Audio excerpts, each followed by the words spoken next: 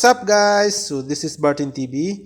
So today's tutorial, tuturuan ko kayo at samahan nyo ako mag-recover ng aking PhilHealth online account. Okay? So nakalimutan ko yung password.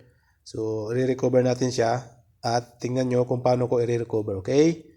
So napakadali lang to guys at napakabilis. So i-explain ko sa iyo, ipapakita ko sa inyo isa-isa kung paano i-recover. Okay? So bago matapos ang video to guys, sana masuportahan nyo yung aking channel. Mag-like and subscribe at pahit na rin ang notification bell para updated kayo sa susunod nating video. Okay? Tsaka check nyo guys yung aking YouTube channel video. Marami ako dyan na tutorial dito sa PhilHealth. Okay? Paano paggawa ng mga account sa SSS, Pag-ibig at sa iba pang mga pwedeng gawa ng tutorial. Okay? So sana mapuntahan nyo guys. Okay? So sisimulan na natin. Ang una nating gagawin guys, punta tayo sa ating browser, okay? Ang gagamitin kong browser dito ay Chrome. Kung may iba kayong browser, pwede rin yan, pero mas sinasuggest ko ang Chrome browser or pwede rin Microsoft Edge, okay? So, open nyo ang inyong browser, click nyo yan. Pag andito na tayo guys sa Google, type lang natin dito ang PhilHealth, okay? Or kung gusto nyo, philhealth.gov.ph. Pero pwede na rin ang PhilHealth. Yan, lalabas naman yan. Nang ganyan. Type nyo lang yan, tapos i-okay nyo lang.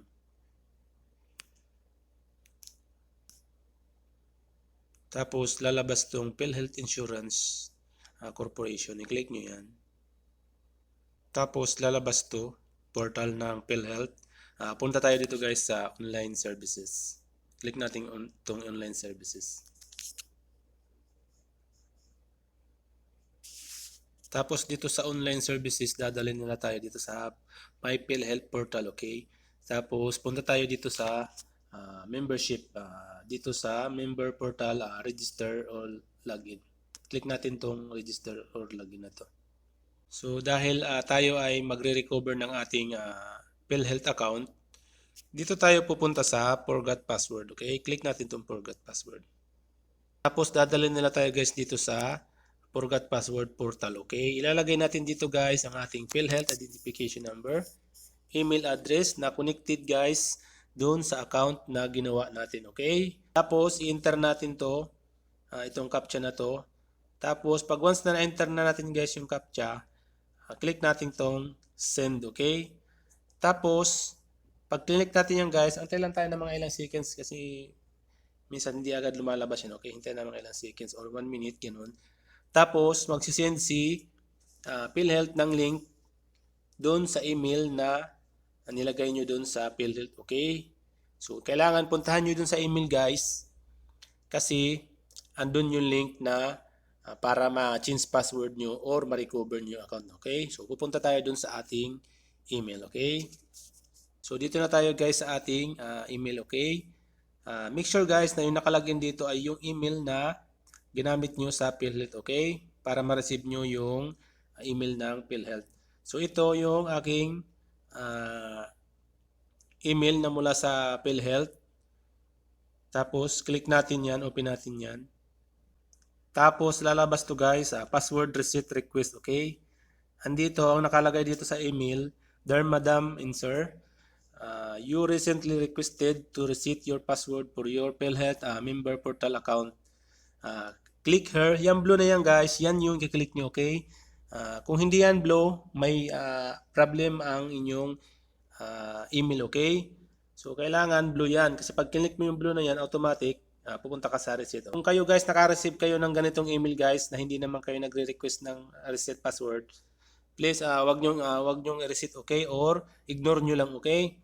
Kasi yung baka may mga nagtatry ng i-open yung PhilHealth nyo, okay? So, hindi man nila ma-open yun unless na meron silang email address, okay?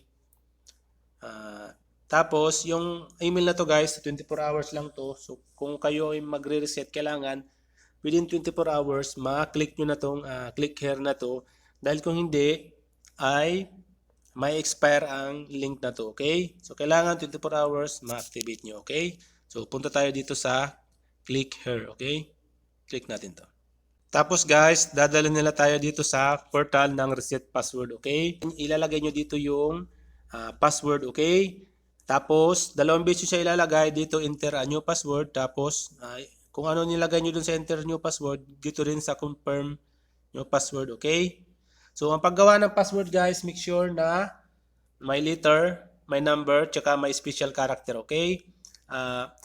At least, ayan, sample, yan, ganyan, okay? Dapat ganyan ang paggawa. May malaking letter, may maliit, okay? Hindi pwede lahat malaki, hindi pwede lahat maliit. So, pag once, guys, na in-enter nyo na yung password dito, tsaka yung reset nyo. So, ayan guys, password reset successfully. Okay?